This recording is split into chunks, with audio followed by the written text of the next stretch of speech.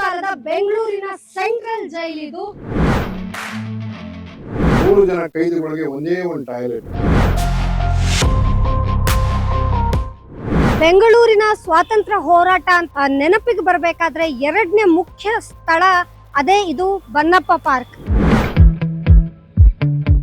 ಅಷ್ಟೇ ಮಹತ್ವದ ಸ್ಥಳವಾದಂತ ಗಾಂಧಿ ಭವನಕ್ಕೆ ಬಂದಿದ್ದೀವಿ. 80ನೇ ಸ್ವಾತಂತ್ರ್ಯೋತ್ಸವದ ಶುಭಾಶಯಗಳನ್ನ ತಿಳಿಸ್ತಾ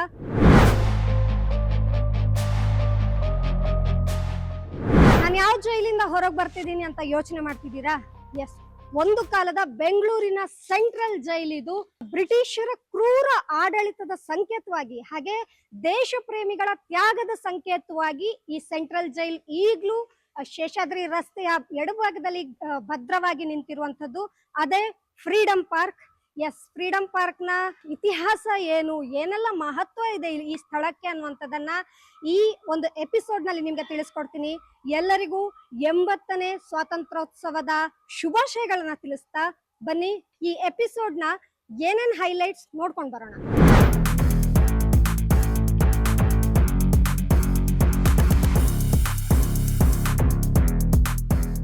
1866ರಲ್ಲಿ ಈ ಒಂದು ಜೈಲು ನಿರ್ಮಾಣ ಆದ್ರೂ ಕೂಡ 2000ಕ್ಕೆ ಇದನ್ನ ಕ್ಲೋಸ್ ಮಾಡಿ ಆಗುತ್ತೆ. ಇದಾದ ನಂತರ ಸೆಂಟ್ರಲ್ ಜೈಲ್ ಪರಪ್ಪನ ಅಗ್ರಹಾರಕ್ಕೆ ಶಿಫ್ಟ್ ಆಗುತ್ತೆ.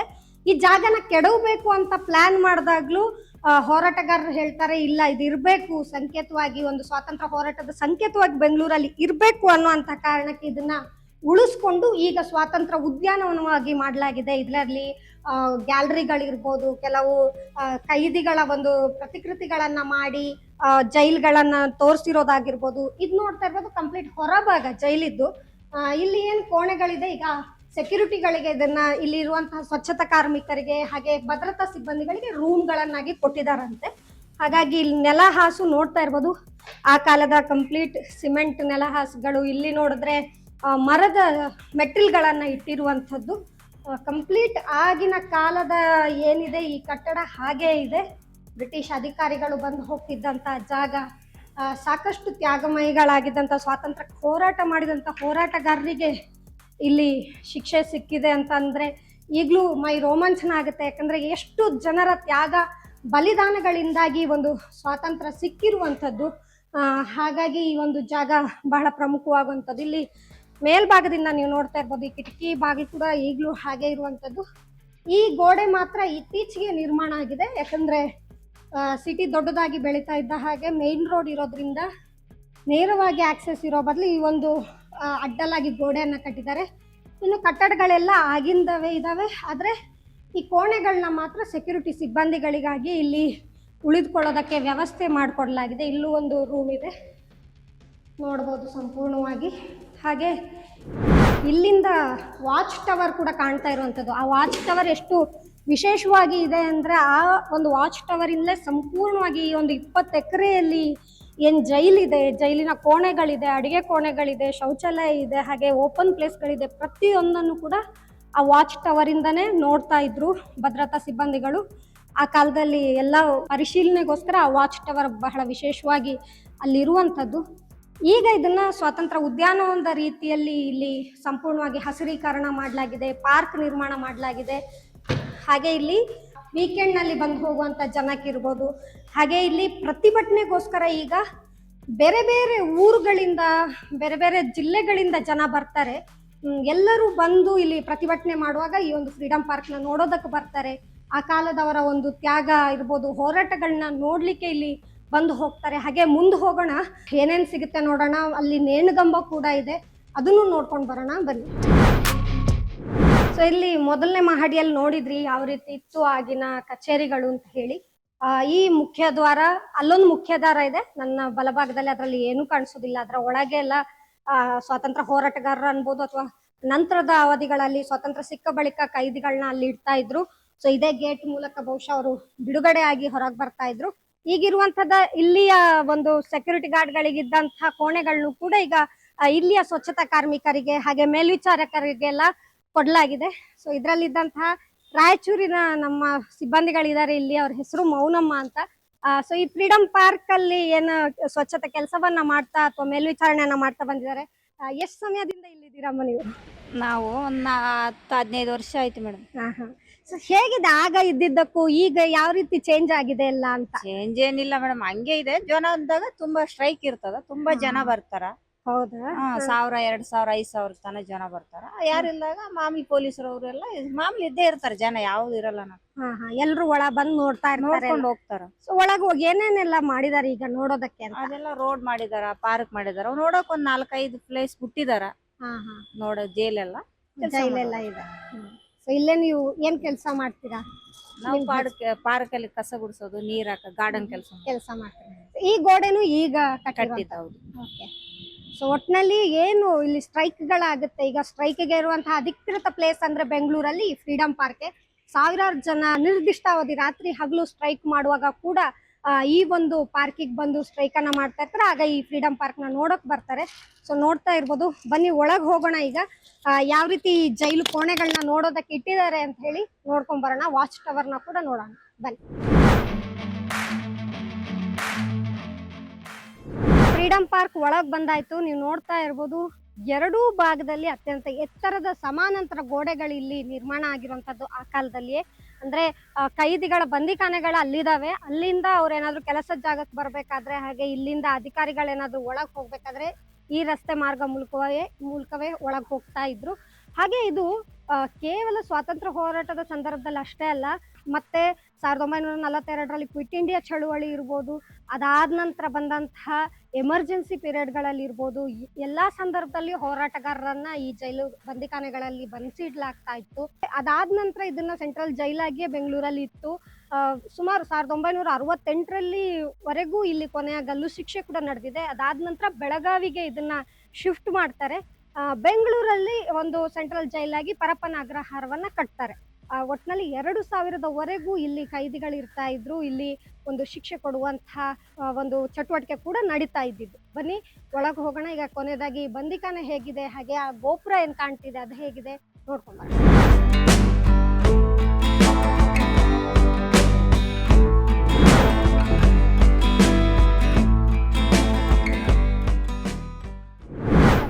ವಾಚ್ ಟವರ್ ನ ಒಳಗೆ ಹೋಗೋಣ, ಹೇಗಿದೆ ನೋಡೋಣ.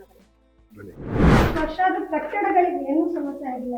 ಇಲ್ಲ, ಇದ್ರಲ್ಲಿ ನೋಡಿ ಒಂದೇ ಒಂದು ಗೋಡೆ, ಒಂದೇ ಒಂದು ಮರದ ಬಾಕ್ಲುಗಳಿದೆಯಲ್ಲ, ಜೈಲ್ ಎಂಟ್ರೆನ್ಸ್ ಕೂಡ ತುಕ್ಕಿಡ್ದಿಲ್ಲ. ಆಮೇಲೆ ಅದಕ್ಕೆ ಬರೋ ಚೈನ್ ಲಿಂಕ್ಗಳು, ಇಂಚಸ್ಗಳು ಕೂಡ ಅಷ್ಟು ಗಟ್ಟಿಮುಟ್ಟಾಗಿದೆ ಆಗಿನ ಕಾಲದಿಂದಲೂ. ನಮ್ಗೆ ಅವಾಗ್ಲೇ ಹೇಳಿದೆ, ಸಮಾನಾಂತರ ವಾಲು ನೋಡಿ ಎದುರುಗಡೆ ಕಾಣುತ್ತಲ್ಲಿ. ಆ ಮೇನ್ ಜೈಲಿನ ಮುಖ್ಯ ದ್ವಾರ 2 ಗೇಟ್ ಇದೆ. ಒಂದು ಆ ಕಡೆ ಮೇನ್ ಎಂಟ್ರೆನ್ಸ್, ಆಫೀಸರ್ ಎಂಟ್ರಿ ಮಾಡಿ ಅವ್ರಿಗೆ ಯೂನಿಫಾರ್ಮ್ ಕೊಟ್ಮೇಲೆ ಈ ಕಡೆ ಬ್ಯಾಕ್ ಗೇಟ್. ಈ ವಾಲ್ ಮುಖಾಂತರ ಅವ್ರವ್ರ ಬ್ಯಾರಕ್ಕಿಗೆ ಬರ್ತಾ ಇದ್ರು. ಕೈದಿಗಳು ಒಳಗೆ ಹೋಗೋದು, ಕೆಲಸಕ್ಕೆ ಹೊರಗೆ ಬರೋದಾದ್ರೂ ಇದೇ ಗೋಡೆ ಮುಖಾಂತರನೇ ಹೋಗ್ಬೇಕು. ಹೌದು. ಮತ್ತೆ ಬೆಳಗ್ಗೆ ಪೊಲೀಸರು ನಿತ್ಯ ವ್ಯಾಯಾಮಗಳು ಮಾಡ್ತಿದ್ದಂತ ಜಾಗ ಇದು ಈ ಸಮಾನಾಂತರ ವಾಲ್. ಮತ್ತೆ ನೋಡಿ ಈ ಕಡೆ ಬಂದ್ರೆ ಆಫೀಸರ್ಗಳು, ನಾನು ಆಗ್ಲೇ ಹೇಳಿದೆ ನಾರ್ತ್ ಈಸ್ಟ್ ವೆಸ್ಟ್ ಅಲ್ಲೆಲ್ಲ ಇಲ್ಲಿ ಗನ್ ಹಿಡ್ಕೊಂಡು ನಿಂತ್ಕೊಳೋರು. ಈ ಬ್ಯಾಗದ ಬ್ಯಾರಕ್ಗಳನ್ನ ನೋಡಕ್ಕೆ, ಆ ಕಡೆ ಬ್ಯಾಗ್ ಐ ಸೆಕ್ಯೂರಿಟಿ ಸೆಲ್ ನೋಡ್ಲಿಕ್ಕೆ. ಇಲ್ಲಿಂದ ನೋಡಿ ಕಾಣಿಸುತ್ತೆ I security cell, hospital block. ಯಾಕಂದ್ರೆ ಕೈದಿಗಳು ಬೇರೆ ಕಡೆಗೆ ಹಾಸ್ಪಿಟಲ್ ಹೋಗಕ್ಕೆ ಬರ್ತಾ ಇರ್ಲಿಲ್ಲ. ಇಲ್ಲೇ ಸರ್ಕಾರಿ ವೈದ್ಯರನ್ನ ನೇಮಕ ಮಾಡಿ ಇಲ್ಲಿ ಒಂದು 20 ಬೆಡ್ ಇತ್ತು. ಇಲ್ಲಿ ಬಿಸಿ ನೀರಿನ ವ್ಯವಸ್ಥೆ, ದಿನ BP, ಶುಗರು, ತಲೆನೋವುಗಳಿಗೆ ಏನಾದರೂ ಮಾತ್ರೆಗಳು, ಎಮರ್ಜೆನ್ಸಿ ಹೃದಯಘಾತ ಆದರೆ ಅಂತ ವಿಚಾರಗಳಿಗೆ ಇನ್ನು ಎಮರ್ಜೆನ್ಸಿ ನೋಡ್ತಾ ಇದ್ರು. ಇದು ಹಳೇದು, ಇದು ಹಳೇದು ಮೇಡಮ್. ಹೌದು, ಇದು ತುಂಬಾ ಹಳೇದು. ಕೆಂಪು ಇಟ್ಟಿಗೆಗಳನ್ನ ಹೌದು. ಮತ್ತೆ ಇವ್ರು ಏನು ಆಫೀಸರ್ಗಳು ಶಿಫ್ಟ್ ವೈಸು ಅವ್ರಿಗೇನಾದ್ರೂ ಒಂದು ವಿಶ್ರಾಂತಿ ಕೊಠಡಿ ಬೇಕಲ್ಲ, ಅವ್ರು ಮತ್ತೆ ಕೆಳಗಡೆ ಇಳಿಯಂಗಿರ್ತಾ ಇರಲಿಲ್ಲ. ಈ ಜಾಗದಲ್ಲಿ ಅವರು ವಿಶ್ರಾಂತಿಗೆ ಅಂತ ಮತ್ತೆ ಊಟ ತಿಂಡಿಗೆ ಅಂತ ಈ ಜಾಗ ಮಾಡ್ಕೊಂಡಿದ್ರು. ಅದರಲ್ಲಿ ಸುತ್ತಲೂ ನೋಡುವಂತದ್ದು ಮತ್ತೆ ಅಲ್ಲಿ ಕಿಟಕಿಗಳಿದಾವೆ.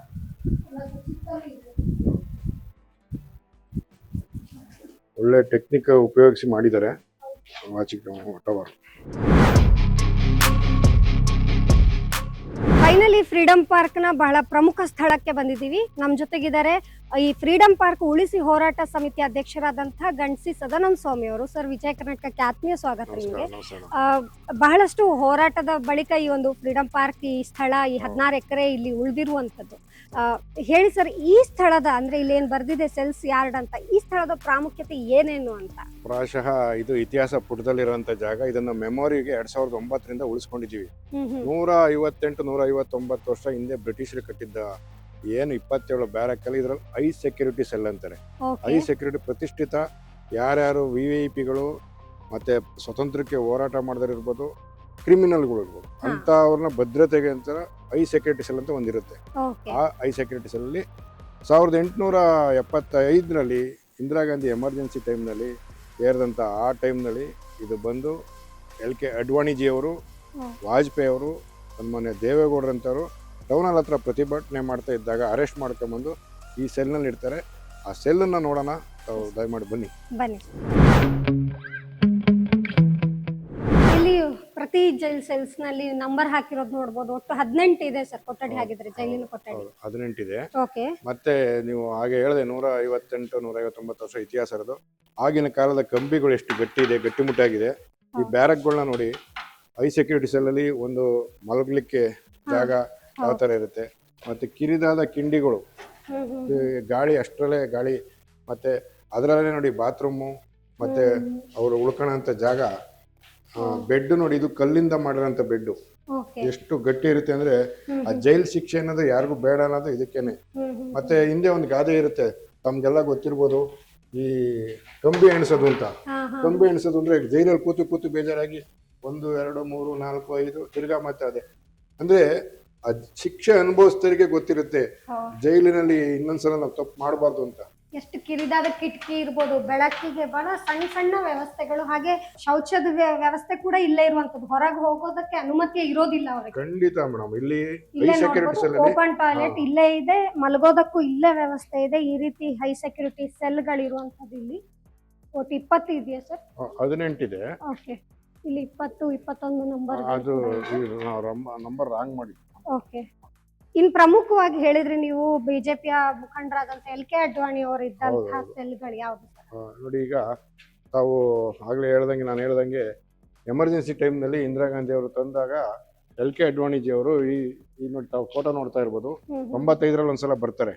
ಬಂದಾಗ ನಾನು ಇದ್ದಿದ್ದ ಸೆಲ್ಲನ್ನ ತೋರಿಸಿ ಅಂತ ಅಂದಾಗ ಆಗಿನ ನಮ್ಮ ರಾಮೋಜಿ ಇರ್ಬೋದು, ಅನಂತಕುಮಾರ್ ಸಾಹೇಬ್ರು ಇರ್ಬೋದು, ಹೆಗಡೆ ಸಾಹೇಬ್ರು ಇರ್ಬೋದು, ಪಾಟೀಲ್ರು, ಜಯಜ್ ಪಾಟೀಲ್ರು, ಆ ಜೈಲಿನ ಅಧಿಕಾರಿಗಳು, ಇವರೆಲ್ಲ ಆ ಜೈಲ್ ಎಂಟ್ರೆನ್ಸ್ ಮುಂದೆ ತೆಗೆದಿರೋ ಫೋಟೋ. ಈ ನಂಬರು ಅವ್ರು ಇದ್ದಿದ್ದಂಥ ಸೆಲ್ ಇದು. LK ಅಡ್ವಾಣಿಜಿ ಅವರು ಇಲ್ಲಿ ಅವರು ಇದ್ದಿದ್ದಂಥ ವಾಸ ಮಾಡ್ತಿದ್ದಂಥ ಜಾಗ ನೋಡಿ.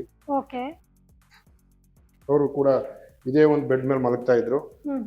ಟಾಯ್ಲೆಟು ಇಷ್ಟೇ, ಟಾಯ್ಲೆಟು ಇಲ್ಲೇ ಸ್ನಾನ.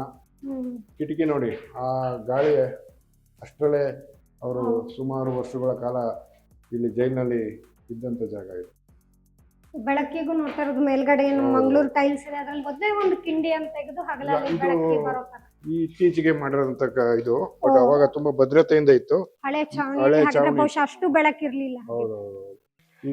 ಈಗ ನಾರ್ಮಲ್ ಆಗಿ ಬರ್ತಾರಲ್ಲ ಸಾರ್ವಜನಿಕರಿಗೆ ಇದು ಅವಕಾಶ ಇಲ್ಲ? ಖಂಡಿತ ಇಲ್ಲ ಮೇಡಮ್. ಇದು ಬೆಳಗ್ಗೆ ಟೈಮ್ ವಾಕರ್ಸ್ಗೆ ಮಾತ್ರ ಬಿಟ್ಟಿರ್ತೀವಿ. ಕೆಲವು ಚಿತ್ರೀಕರಣಕ್ಕೋಸ್ಕರ ವಾರ್ತಾ ಮತ್ತೆ ಪ್ರಚಾರ ಇಲಾಖೆಯಿಂದ ಅನುಮತಿ ತಗೊಂಡು ಬರ್ತಾರೆ. ಇದು ಸರ್ಕಾರಕ್ಕೆ DD ಕಟ್ಬಿಟ್ಟು ಶೂಟಿಂಗ್ ಮಾಡ್ಕೊಳಕ್ಕೋಸ್ಕರ ಅನುಮತಿ ಕೊಡ್ತೀವಿ. ಮತ್ತೆ ಪ್ರತಿ ವರ್ಷ BJP ಅವರು ಕರಾಳ ದಿನ ಅಂತ ಮಾಡ್ತಾರೆ. ಆ ಕರಾಳ ದಿನ ಸನ್ಮಾನ್ಯ ಯಡಿಯೂರಪ್ಪನವರು, ಬೊಮ್ಮಾಯಿ ಅವರು, ಸದಾನಂದ ಗೌಡರಿಂದ ಹಿಡಿದು CT ರವಿ ಅವರಿಂದ ಹಿಡಿದು ಸಂಸದರಿಂದ ಹಿಡಿದು LK ಅಡ್ವಾಣಿಜಿ ಅವರು, ವಾಜಪೇಯಿ ಅವರು ಇದ್ದಂಥ ಜಾಗಕ್ಕೆ ಬಂದು ಸ್ವಲ್ಪ ಹೊತ್ತು ಕೂತಿದ್ದು ಇಲ್ಲೊಂದು ಸಣ್ಣ ಕಾರ್ಯಕ್ರಮ ಮಾಡ್ಕೊಂಡು ನೆನಪು ಮಾಡ್ಕೊಳ್ತಾರೆ ಇತಿಹಾಸನ. ಇಲ್ಲಿ ನಮ್ಮವ್ರನ್ನ ಇಂದಿರಾ ಗಾಂಧಿ ಅವರು ಆ ಟೈಮ್ನಲ್ಲಿ ಹೆಂಗೆ ನಡೆಸ್ಕೊಂಡ್ರು ಅನ್ನೋದನ್ನ ಒಂದು ಮರುಕಳಿಸ್ತದೆ. ಆ ವಿಚಾರಗಳನ್ನ ಇಲ್ಲಿ ಚರ್ಚೆ ಮಾಡಿ ಅದ್ರ ಬಗ್ಗೆ ಒಂದು ಸ್ವಲ್ಪ ಹೊತ್ತು ವಿಚಾರ ಸಂಕಿರಣ ಮಾಡ್ಬಿಟ್ಟು ಹೋಗ್ತಾರೆ. ಅದಕ್ಕಿಂತ ಹಿಂದೆ ಸ್ವಾತಂತ್ರ್ಯ ಹೋರಾಟಗಾರರನ್ನು ಕೂಡ ಇದು ಬಂಧಿಸಿಟ್ಟಿದ್ದಂತ ಜಾಗ ಆಗಿತ್ತು. ಖಂಡಿತ. ಈ ಬರೀ LK ಅಡ್ವಾಣಿ ಅವರು, ವಾಜಪೇಯಿ ಅವ್ರದ್ದು, ದೇವೇಗೌಡರದು ಅಂತ ಒಂದೇ ಅಲ್ಲ ಮೇಡಮ್. ನಮ್ಮ ಹಿರಿಯ ಸ್ವತಂತ್ರ ಹೋರಾಟಗಾರಂತ HS ದೊರೆಸ್ವಾಮಿ ಅವರು ಕೂಡ ಇದ್ರಲ್ಲಿದ್ರು. ಮತ್ತೆ ಈ ತಾವು ಓಂ ಚಿತ್ರ ಉಪೇಂದ್ರ ಅವ್ರು ನೋಡಿರ್ಬೋದು. ಸುಮಾರು 30-35 ಜನ ರಿಯಲ್ ರೌಡಿಗಳನ್ನ ತೋರಿಸಿದ್ದಾರೆ. ಆ ರೌಡಿಗಳೆಲ್ಲ ಈ ಬೆಂಗಳೂರು ಸೆಂಟ್ರಲ್ ಜೈಲಲ್ಲಿ ಇದ್ದಿದ್ದು. ಕ್ರಿಮಿನಲ್ಗಳು ಸಾಕಷ್ಟು ಜನ ಇದ್ರು. ಅದಲ್ದಲೇ ವಿಶೇಷವಾಗಿ ಏನಪ್ಪಾ ಅಂದ್ರೆ ಇಲ್ಲಿಂದ ಓದಿ ಅಡ್ವೊಕೇಟ್ಗಳಾಗಿರೋದು, ಆಫೀಸರ್ ಆಗಿರೋಂಥ ವಿದ್ಯಾವಂತರು ಕೂಡ ಈ ಜೈಲ್ಗೆ ಒಂದು ಹೆಸರುವಾಸಿಯಾಗಿದೆ. ಹಾಗೆ 2000ದಿಂದ ಇಲ್ಲಿಂದ ಪರಪನಗರಕ್ಕೆ ಶಿಫ್ಟ್ ಮಾಡಿದ್ದಾರೆ. 2009ರಿಂದ ಹಾ, 2009ರಲ್ಲಿ ಬಿಜೆಪಿ ಸರ್ಕಾರ, ಸನ್ಮಾನ್ಯ ಯಡಿಯೂರಪ್ಪ ಸರ್ಕಾರ ಬಂದಾಗ ಈ ಜಾಗ ಸಾಕಾಗ್ತಿರಲ್ಲ, ಕೈದಿಗಳು ವಿಪರೀತ ಸಂಖ್ಯೆಯಲ್ಲಿ ಜಾಸ್ತಿ ಆಗ್ತಾ ಇತ್ತು. ಹಾಗಾಗಿ ಇದು 2700 ಕೆಪಾಸಿಟಿ, ಅದು ಬಂದು 4000 ಕೆಪಾಸಿಟಿ ಇದೆ ಈಗಿನ ಪರಪನಗರ ಜೈಲು. ಹಾಗಾಗಿ 27 ಬ್ಯಾರಕ್ನಲ್ಲಿ, ಒಂದೊಂದು ಬ್ಯಾರಕ್ನಲ್ಲಿ 100 ಜನ ಕೈದಿಗಳು ಇರ್ತಿದ್ರು. ಆ ಬ್ಯಾರಕ್ ತೋರಿಸ್ತೀನಿ. ಈಗ ಜೈಲು ಕೈದಿಗಳಿಗೋಸ್ಕರ ಒಂದು ಹಾಸ್ಪಿಟಲ್ ಇರುತ್ತೆ, ಅದು ಹಾಸ್ಪಿಟಲ್ ಬ್ಲಾಕ್. ಅದನ್ನು ಅಲ್ಲಿ ಹಾಸ್ಪಿಟಲ್ ಬ್ಲಾಕ್ ಇದೆ. ಒಟ್ನಲ್ಲಿ 27 ಬ್ಯಾರಕ್ಗಳಿತ್ತು. ಅದರಲ್ಲಿ ಸಾಂಕೇತಿಕವಾಗಿ ಈಗ 3 ಉಳಿಸ್ಕೊಂಡಿರೋದು. ಇದು ಉಳಿಸ್ಕೊಂಡಿದ್ದ ಕಾರಣ ಏನಿದು? ಬ್ಯಾರಕ್ ಕೀ ಅಂತ ಇದೆಯಲ್ಲ ಸರ್. ಬ್ಯಾರಕ್ ಕೀ ಬಂದು ಲೇಡೀಸ್ಗೆ ಅಂತಲೇ, ಮಹಿಳಾ ಕೈದಿಗಳಿಗೋಸ್ಕರ ಒಂದು ಮೆಮೊರಿಗೆ ಅಂತ ಇಟ್ಟಿದ್ದಾರೆ. ಇದು ಶೂಟಿಂಗ್ಗಳೇ ಸಾಕಷ್ಟು ಜನ ಬೇಡಿಕೆ ಇತ್ತು, ಸರ್ ಎಲ್ಲಾದ್ರೂ ಡೆಮೊಲಿಷನ್ ಮಾಡಬೇಡ್ರಿ, ಹಾಗಾಗಿ ಒಂದು ಬ್ಯಾರಕ್ ಉಳಿಸ್ಕೊಡಿ ಅಂತ. ಇದರಲ್ಲಿ 100 ಜನ ಕೈದಿಗಳು ಯಾವ ರೀತಿ ವಾಸ ಮಾಡ್ತಿದ್ರು, ಅದೇ ರೀತಿ 100 ಜನ ಕೈದಿಗಳಿಗೆ ಒಂದೇ ಒಂದು ಟಾಯ್ಲೆಟ್. ಅದನ್ನ ನೋಡಿ ಈ ಬೆಡ್ಗಳು ಎಷ್ಟು ಗಟ್ಟಿಯಾಗಿರ್ತವೆ ಅನ್ನೋದನ್ನ ತಾವು ನೋಡ್ಬೋದು, ಗಮನಿಸ್ಬೋದು. ಹಾಗೆ ವೀಕ್ಷಕರು ಕೂಡ ತೋರಿಸ್ಬೋದು. ಒಂದೊಂದು ಬೆಡ್ ಕೂಡ ಸಿಮೆಂಟಿನ, ಅವಾಗಿನ ಗಾರೆ ಗಚ್ಚು ಅಂತಾರಲ್ಲ, ಆ ಇದ್ರಂತರ ಮಾಡಿರೋದು. ಇವತ್ತಿಗೂ ಒಂದು ಸಣ್ಣ ಡ್ಯಾಮೇಜ್ ಆಗಿಲ್ಲ. ತುಂಬಾ ಹಾರ್ಡು. ಇವತ್ತೇನು ಐಷಾರಾಮಿ ಬೆಡ್ಗಳು, ಕುರ್ಲಾ ನಾಸಿಕೆ ಅಂತ ಮಲ್ಕೊಂಡಿರ್ತಾರೆ, ಆದ್ರೆ ಜೈಲಲ್ಲಿ ಅದ್ಯಾವುದು ಇಲ್ಲ. ದಪ್ಪದಾದಂಥ ಕಂಬಿ ಮತ್ತೆ ಈ ಬೆಡ್ ಜೊತೆಗೆ ಒಂದು ತೆಳುವಾದ ಒಂದು ಇದನ್ನ ಕೊಡೋರು ಬೆಡ್ಶೀಟು, ಮತ್ತೆ ತಟ್ಟೆ ಗೇಟಲ್ಲಿ ಕೊಡ್ತಾ ಇದ್ರು. ಮತ್ತೆ ನೋಡಿ, ಈಗ ಅಬ್ಸರ್ವ್ ಮಾಡಿ, ಅಷ್ಟು ದೂರದಲ್ಲಿ 100 ಜನಕ್ಕೆ ಒಂದೇ ಟಾಯ್ಲೆಟ್. ಬೆಳಗ್ಗೆ 6:30 ಒಳಗಡೆ ಅವರು ನಿತ್ಯ ಕರ್ಮಗಳನ್ನ ಮುಗಿಸ್ಕೊಂಡು ಅವರು ರೆಡಿ ಆಗಿರ್ಬೇಕಾಗಿತ್ತು. ಯಾಕಂದ್ರೆ ಕೆಲಸ ಕಾರ್ಯ, ತಿಂಡಿ, ಕಾಫಿಗೆಲ್ಲ ರೆಡಿ ಆಗಿರ್ಬೇಕಾಗಿತ್ತು. ಹಾಗೆ ಮೊದಲೆಲ್ಲ ಇದ್ರಲ್ಲಿ ಕಂಬಿಗಳಿತ್ತು, ಈಗ ತೆಗ್ದಿದ್ದಾರೆ ಅಷ್ಟೇ ಅಲ್ಲ? ಇದು ಕಂಬಿಗಳೆಲ್ಲ ಗಟ್ಟಿಯಾದ ಕಂಬಿಗಳಿತ್ತು. ಬಟ್ ತಾವು ಹಳೇ ಒಂದು ಗಾದೆ ಇದೆ, ಮಾರುದ್ದ ಗೋಡೆ ಅಂತ, ತಾವು ಗಮನಿಸ್ಬೋದು. ಜೈಲಿನ ಬ್ರಿಟಿಷ್ ಕಾಲದ ಗೋಡೆಗಳನ್ನ ಅಬ್ಸರ್ವ್ ಮಾಡಿ, ಒಂದು ಮಾರುದ್ದ ಇದು ಹೇಳ್ತಾರಲ್ಲ, ಇಷ್ಟು ದೊಡ್ಡ ಗೋಡೆನ ಒಂದು ಮಳೆ ಹೊಡಿಲಿಕ್ಕೆ ಆಗ್ತಿರ್ಲಿಲ್ಲ. ಅಂದ್ರೆ ಅಷ್ಟು ಗಟ್ಟಿ ಮುಟ್ಟಿಯಾದ ಗೋಡೆಗಳು ಇವು. 1867ರಿಂದ ಇಲ್ಲಿ ಆ ಕಾಲದಲ್ಲಿ ಪ್ರಮುಖವಾಗಿ ಯಾರು ಸ್ವಾತಂತ್ರ್ಯಕ್ಕೋಸ್ಕರ ಹೋರಾಡ್ತಿದ್ರು ಅವ್ರನ್ನೇ ಬಂಧಿಸ್ತಿದ್ರಲ್ಲ ಸರ್ ಬಹುಶಃ? ಖಂಡಿತ. ಆಗಿನ ಕಾಲದಲ್ಲಿ ಎಲ್ಲೂ ಇರ್ಲಿಲ್ವಲ್ಲ, ಅವ್ರನ್ನ ಎಲ್ಲಿ ಸೆರೆ ಹಿಡಿದಾಗ ಎಲ್ಲಿ ಇಡ್ಬೇಕು ಅನ್ನೋದೇ. ಆಗಿನ ಸ್ಟ್ರಕ್ಚರ್ಗಳು ನೋಡ್ಬೇಕು ತಾವು.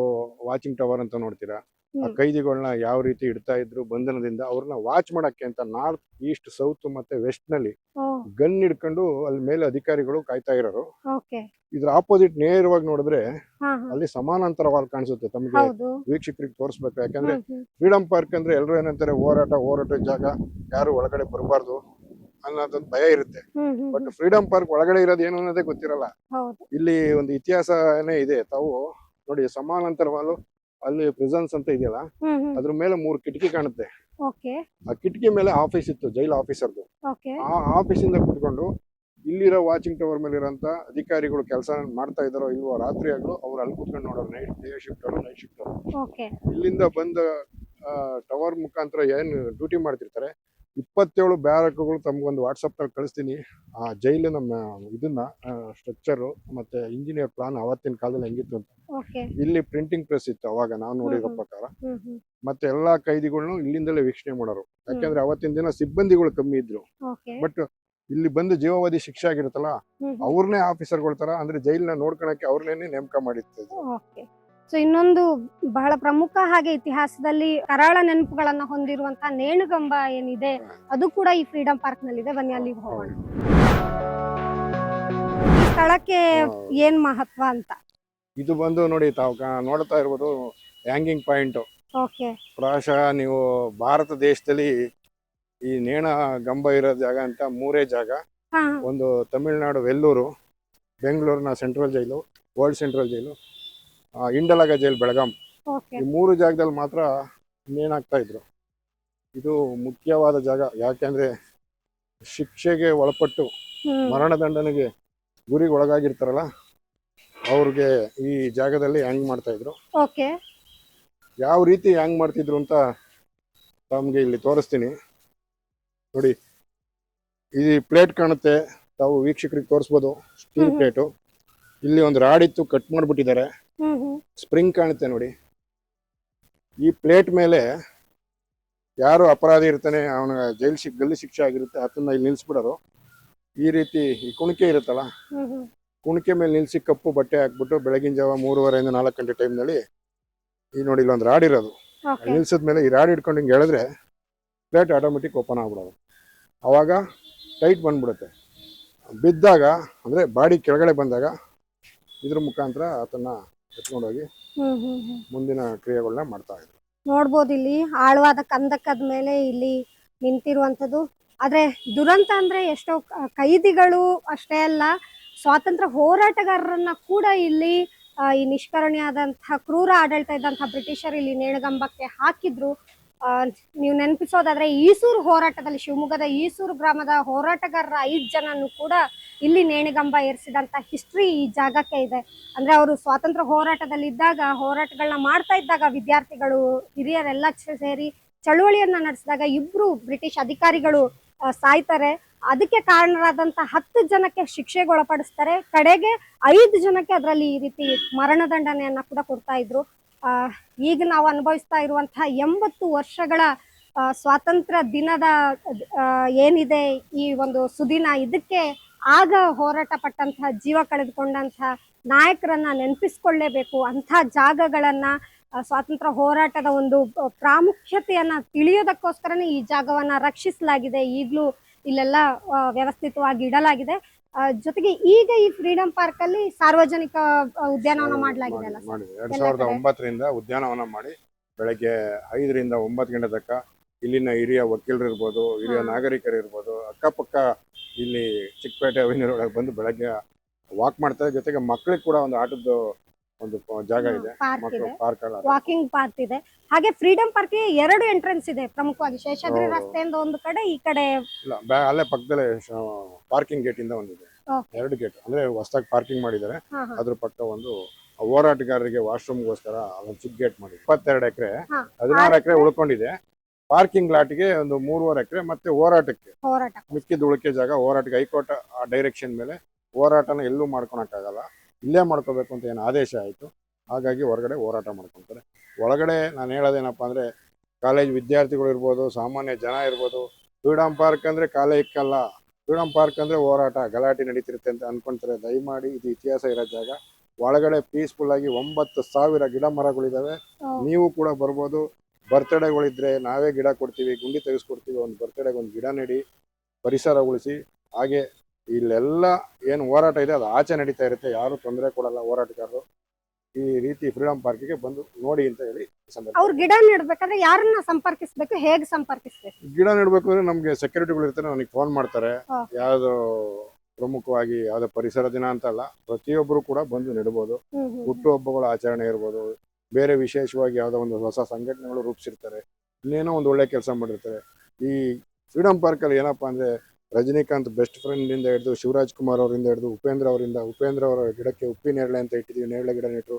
ಶಿವಣ್ಣರದ ಸಂಪಿಗೆ ಗಿಡ ನೆಟ್ಟರು.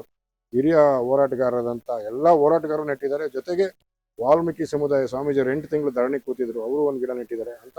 ಹೋರಾಟಗಾರರಿಂದ ಹಿಡಿದು ಕಲಾವಿದರಿಂದ ಹಿಡಿದು ಪ್ರತಿಯೊಬ್ಬರು ಇಲ್ಲಿ ಗಿಡ ನೆಡೋ ಒಂದು ಸಂಪ್ರದಾಯ ನಾವು ಮಾಡಿದ್ದೀವಿ. ಇದುವರೆಗೂ 9,000 ಗಿಡಗಳು ಫ್ರೀಡಂ ಪಾರ್ಕ್ನಲ್ಲಿ ಒಳಗಡೆ ಹಸಿರು ವನವಾಗಿ ಇದೆ. ಎಸ್, ಈ ಫ್ರೀಡಂ ಪಾರ್ಕ್ನ ಐತಿಹಾಸಿಕ ಘಟನೆಗಳ ಬಗ್ಗೆ ತಿಳಿಸ್ಕೊಟ್ಟಿದ್ದಕ್ಕೆ ಧನ್ಯವಾದ ಸರ್ ನಿಮಗೆ. ಸೊ ಇದೇ ರೀತಿ ಬೆಂಗಳೂರು ಹಾಗೆ ಸ್ವಾತಂತ್ರ್ಯ ಚಳುವಳಿಗೆ ಸಂಬಂಧಪಟ್ಟಂತಹ ಪ್ರಮುಖ 5 ಸ್ಥಳಗಳಿದೆ. ಬನ್ನಪ್ಪ ಪಾರ್ಕ್ ಇರ್ಬೋದು, ನ್ಯಾಷನಲ್ ಕಾಲೇಜ್ ಬಸವನಗುಡಿ ಇರ್ಬೋದು, ಹಾಗೆ ಗಾಂಧೀಜಿಯವರು ಬಂದಿಳಿದಂತಹ ಯಶವಂತಪುರ ರೈಲ್ವೆ ನಿಲ್ದಾಣ ಇರ್ಬೋದು, ಅಲ್ಲಿಂದ ಗಾಂಧಿ ಭವನಕ್ಕೆ ಅವರು ಬಂದು ಸಂಜೆಯ ಪ್ರಾರ್ಥನಾ ಸಭೆಗಳನ್ನ ನಡೆಸಿದ್ದಿರ್ಬೋದು. ಈ ಪ್ಲೇಸ್ಗಳ ಮಹತ್ವವನ್ನ ಕೂಡ ನಾವು ನಿಮಗೆ ಮುಂದೆ ತೋರಿಸ್ತಾ ಹೋಗ್ತೀವಿ, ನೋಡ್ಕೊಂಡು ಹೋಗೋಣ ಬನ್ನಿ. ಬೆಂಗಳೂರಿನ ಸ್ವಾತಂತ್ರ್ಯ ಹೋರಾಟ ಅಂತ ಹೇಳಿ ನೆನಪಿಗೆ ಬರಬೇಕಾದ್ರೆ 2ನೇ ಮುಖ್ಯ ಸ್ಥಳ ಅದೇ ಇದು ಬನ್ನಪ್ಪ ಪಾರ್ಕ್. ನೀವು ನೋಡ್ತಾ ಇರ್ಬೋದು, ಕೆಜಿ ರಸ್ತೆ, ಸಾವಿರಾರು ವಾಹನಗಳು ಓಡಾಡುವಂತ ಕೆಜಿ ರಸ್ತೆಯ ಎಡಭಾಗದಲ್ಲೇ ಇದೆ ಈ ಒಂದು ಸ್ಮಾರಕವನ್ನ ಏನ್ ನಿರ್ಮಾಣ ಮಾಡಿದ್ದಾರೆ. ಇದು ಸಂಪೂರ್ಣವಾಗಿ ಸ್ವಾತಂತ್ರ್ಯ ಹೋರಾಟಗಾರರ ನೆನಪಿಗೆ ಮಾಡಿರುವಂತಹ ಸ್ಮಾರಕ. ಕಾರಣ 1923ರಲ್ಲಿ ಈ ಬನ್ನಪ್ಪ ಪಾರ್ಕ್ ಏನಿದೆ ಇದೊಂದು ಮೈದಾನವಾಗಿತ್ತು. ಕಿಕ್ಕಿರಿದ ಸಂಖ್ಯೆಯಲ್ಲಿ ಜನ ಸೇರಿದ್ರು, ಬೆಂಗಳೂರಿನ ಜನ ಸೇರಿದ್ರು. ಅವರಿಗೆ ಈ ಒಂದು ಹೋರಾಟದ ಸ್ಥಳವಾಗಿ ಇದು ರೂಪುಗೊಂಡಿತ್ತು. ಆಗ 1937ರಲ್ಲಿ ಅಂದ್ರೆ ಅಕ್ಟೋಬರ್ 20ನೇ ತಾರೀಕಿಗೆ ಆಗಿನ ಒಂದು ಮುಂಬಯಿಯ ಮೇಯರ್ ಆಗಿದ್ದಂತಹ KF ನಾರಿಮನ್ ಅವರು ಇಲ್ಲಿಗೆ ಬರ್ತಾರೆ.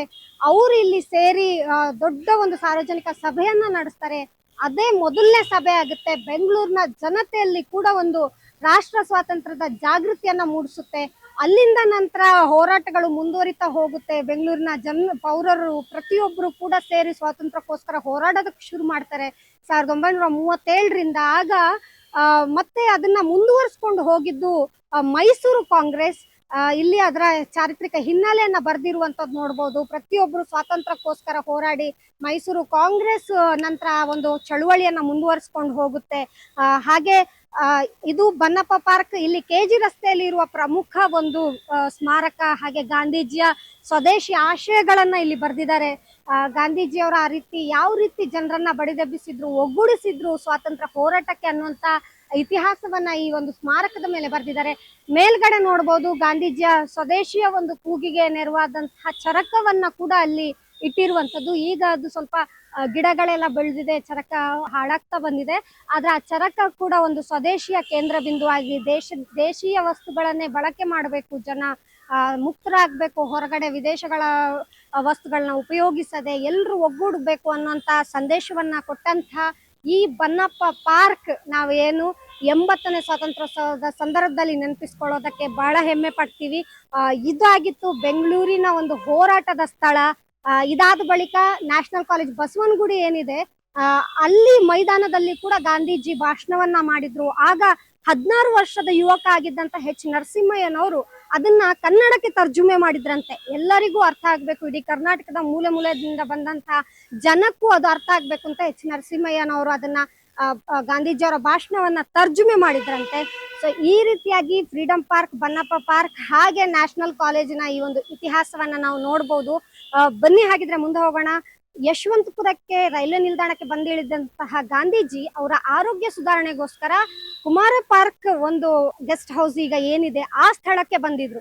ಅಲ್ಲಿ ಹೇಗಿದೆ ಅವರ ಮೆಮೊರಿಗಳನ್ನ ಯಾವ ರೀತಿಯಲ್ಲಿ ಸಂರಕ್ಷಣೆ ಮಾಡಲಾಗಿದೆ ಬನ್ನಿ ತೋರಿಸ್ತೀನಿ. ಗಾಂಧಿ ಭವನಕ್ಕೆ ಹೋಗೋ ಮೊದಲು ನಾನು ಈ ಬನ್ನಪ್ಪ ಪಾರ್ಕ್ ಬಗ್ಗೆ ಹೇಳೋದಕ್ಕೆ ಏನ್ ಇಷ್ಟಪಡ್ತೀನಿ ಅಂದ್ರೆ, ಇದು ನೋಡ್ತಾ ಇರ್ಬೋದು ಸುತ್ತಲೂ ಜನನಿಬಿಡ ಪ್ರದೇಶವಾದಂತ ಕಾಟನ್ ಪೇಟೆ ಇರ್ಬೋದು, ಆ ಕಡೆ ಚಿಕ್ಕಪೇಟೆ ಮಾರುಕಟ್ಟೆ ಇರ್ಬೋದು, ಈ ಕಡೆ KG ರಸ್ತೆ ಇರ್ಬೋದು.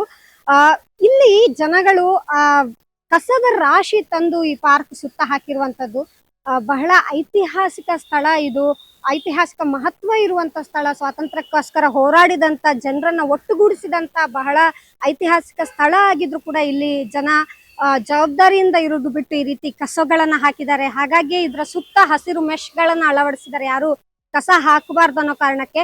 ಆ ಒಂದು ಉದ್ದೇಶದಿಂದ ಈ ಗೇಟ್ ಕೂಡ ಕ್ಲೋಸ್ ಆಗಿದೆ. ಅಂದ್ರೆ ಯಾರಾದ್ರೂ ಬಂದು ಇದ್ರಲ್ಲಿರೋ ವಿಷಯಗಳನ್ನ ಸಂದೇಶಗಳನ್ನ ಓದ್ಬೇಕಂದ್ರೂ ಇಲ್ಲಿ ಗೇಟ್ ಓಪನ್ ಇರೋದಿಲ್ಲ. ಕಾರಣ ಓಪನ್ ಇಟ್ರೆ ಇಲ್ಲೆಲ್ಲ ಬಂದು ಕಸ ಈ ರೀತಿ ಗಲೀಜ್ ಮಾಡಿ ಕಸ ಹಾಕಿ ಎಲ್ಲ ಬೇಜವಾಬ್ದಾರಿಯಿಂದ ಜನ ನಡೆದುಕೊಳ್ಳುವಂತದನ್ನ ಕಾಣ್ಬೋದು. ಹಾಗೆ ಈ ಪ್ರದೇಶ ಕೂಡ ಸುತ್ತ ಜನಕ್ಕೆ ಕಾಣದ ಹಾಗೆ ಇದು ಬಂದ್ ಆಗಿರುವಂತದ್ದು. ಸಂರಕ್ಷಣೆ ದೃಷ್ಟಿಯಲ್ಲಿ ಇದು ಚೆನ್ನಾಗಿ ಮಾಡಿದ್ರು ಕೂಡ ಸಾರ್ವಜನಿಕರಿಗೆ ಅದು ಈ ಪ್ಲೇಸ್ ಇದೆಯಾ ಇಲ್ವಾ ಅನ್ನುವಂತ ಮಾಹಿತಿ ಕೂಡ ರೀಚ್ ಆಗದಷ್ಟು ಇದನ್ನ ಬಂದ್ ಮಾಡಿದ್ದಾರೆ.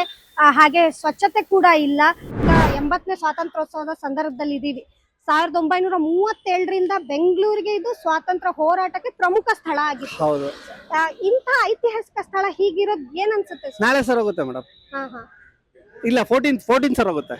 ಓಕೆ, 14th ಇದೆಲ್ಲ ಕ್ಲೀನ್ ಆಗುತ್ತೆ. 16th 17th ವರೆಗೂ ಇರುತ್ತೆ. 18th ಇಂದ ಮತ್ತೆ ಶುರು ಆಗುತ್ತೆ. ಓಕೆ, ಇದು ಯಾರ್ಯಾರು ಮನೆ ಖಾಲಿ ಮಾಡ್ತಾರೆ, ಬಿಸಾಕ್ತಾರೆ, ಈ ತರದ್ದು ಏನಿದೆ ಎಲ್ಲ ಡಂಪ್ ಮಾಡಂತಾರ ಡಂಪ್ ಯಾರ್ಡು.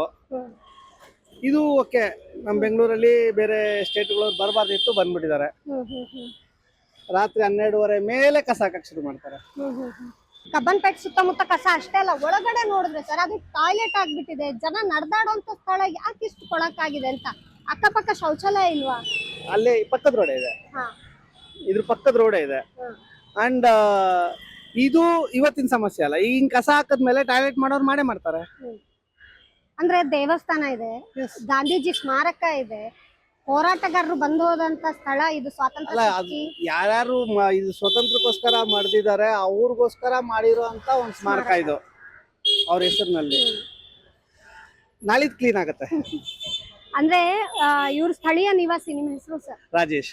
ಎಸ್, ಬೇಸತ್ತು ಹೋಗಿದ್ದಾರೆ ಇಲ್ಲಿನಂತ ಪರಿಸ್ಥಿತಿಗೆ, ಅಂದ್ರೆ ವರ್ಷದಲ್ಲಿ ಅಭ್ಯಾಸ ಆಗೋಗಿದೆ. Okay. 26ಗೂ ಆಗುತ್ತೆ, ಹಾ ಹಾ ರಿಪಬ್ಲಿಕ್ ಡೇಗೂ ಆಗುತ್ತೆ. ಓಕೆ, ವರ್ಷದಲ್ಲಿ 2 ದಿನ ಇದು ಸ್ವಚ್ಛ ಆಗುವಂತದ್ದು, ಮಿಕ್ಕೆಲ್ಲ ವರ್ಷದ ದಿನಗಳಲ್ಲೂ ಸೇಮ್ ಈ ರೀತಿಯ ಒಂದು ಕೆಟ್ಟ ಕೊಳಕು ಜಾಗವಾಗಿ ತುಂಬಿರುತ್ತೆ. ಯಾರಿಗೂ ಇದು ಗೊತ್ತಿದೆಯಾ ಸರ್? ಯಾರಿಗಾದ್ರೂ ಇದು ಇಂತ ನೋ, ಇದು ನಿಲ್ ಅನ್ಕೊಳ್ಳಿ, ಹಾ ಇದು ನಥಿಂಗ್. ಹ್ಮ್ ಈಗ ಇದು ಡೇದಿದು, ಹ್ಮ್ ನೀವು 1:30-2 ಗಂಟೆ ಮೇಲೆ ಬಂದ್ರೆ ಮಿಡ್ ನೈಟ್ ಇದು ಇಲ್ಲಿವರೆಗೂ ಬಂದಿರುತ್ತೆ. ಈ ತರದ್ದು ಒಂದು 15 ಇದೆ ಈ ಸುತ್ತಮುತ್ತ. ಓಕೆ, ಅಂದ್ರೆ ಸರ್ ಈಗ ಪ್ರಮುಖ ಸ್ಥಳ ಫ್ರೀಡಂ ಪಾರ್ಕ್ ಬಿಟ್ರೆ ಬನ್ನಪ್ಪ ಪಾರ್ಕ್ ನೆಕ್ಸ್ಟ್ ತುಂಬಾ ಫೇಮಸ್ ಜಾಗ ಇದು. ಯಾರಿಗಾದ್ರೂ ಈ ಸ್ಥಳದ ಮಹತ್ವ ಆದ್ರೂ ಗೊತ್ತಿದೆಯಾ? ಯಾಕಂದ್ರೆ ಸುತ್ತ ಕ್ಲೋಸ್ ಗೊತ್ತಿಲ್ಲ, ಆಗ್ಬಿಟ್ಟಿದೆ. ಗೊತ್ತಿಲ್ಲ. ಹಾ ಯಾಕಂದ್ರೆ ಗೊತ್ತಿರೋ ಅಂತವ್ರು ಯಾರು ಇಲ್ಲಿ ವಾಸ ಮಾಡ್ತಾ ಇಲ್ಲ. ಓಕೆ. ಲೋಕಲ್ ಲೈಟ್ಸ್ ವಾಸ ಮಾಡ್ತಿರೋದು ಒಂದು 10 to 15, ಹಾರ್ಡ್ಲಿ 20%. ಇನ್ನು ಮಿಕ್ದವ್ರೆಲ್ಲಾರು 70% ಬೆಂಗಾಲಿಸು, 10% ಮಾರ್ವಾಡೀಸು. ಅಟ್ಲೀಸ್ಟ್ ಮಾರ್ವಾಡೀಸ್ ಗೊತ್ತಿದೆ, ಅವ್ರೊಂದ್ ಸ್ವಲ್ಪ ಕ್ಲೀನ್ ಮಾಡ್ತಾರೆ. ಬೆಂಗಾಲಿಸ್ ಮಾತಾಡಂಗೆ ಇಲ್ಲ. ಅಂದ್ರೆ ಹೊರಗಡೆಗೂ ಗೊತ್ತೇ ಆಗಲ್ಲ, ಯಾಕಂದ್ರೆ ಎಲ್ಲ ಬಂದ್ ಮಾಡ್ಬಿಟ್ಟಿದಾರಲ್ಲ ಸರ್. ಅಲ್ಲ, ಇಲ್ಲಿ ಇವಾಗ ಇದಾಗ್ತಾರೆ, ಕಾಳಾಗ್ತಾರೆ ಅಂತ ಬಂದ್ ಮಾಡಿದ್ದಾರೆ. ಹಾ ಹಾ ಹಾ ಪಾರ್ವಾಳಕ್ಕೆ ಕಾಳಾಗ್ತಾರೆ ಅಂತ.